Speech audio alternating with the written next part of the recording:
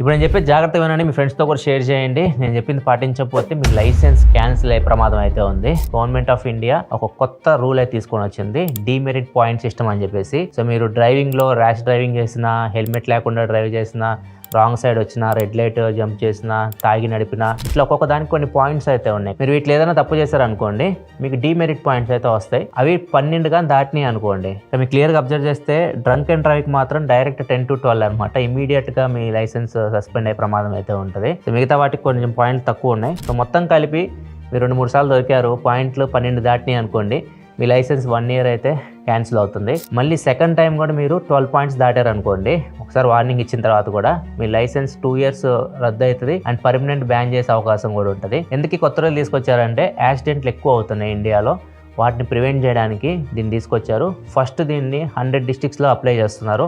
ఎక్కడైతే యాక్సిడెంట్లు ఎక్కువ అవుతున్నాయో ఆ జోన్స్లో దీన్ని అప్లై చేస్తున్నారు. తర్వాత మొత్తం ఇండియా అంతే అప్లై అవుతుంది. కొద్దిగా జాగ్రత్తగా ఉండండి, డ్రైవింగ్ చేసేటప్పుడు రూల్స్ని బ్రేక్ చేయకండి. మనం ఎంత జాగ్రత్తగా ఉన్నా కానీ పక్కన వాళ్ళు చేసే తప్పులకి మనకు కూడా ప్రమాదం అయితే జరుగుతుంది. ఇలా మరింత ఇన్ఫర్మేషన్ కోసం మన ఛానల్ సబ్స్క్రైబ్ చేసుకొని ఫాలో అవుతుండండి.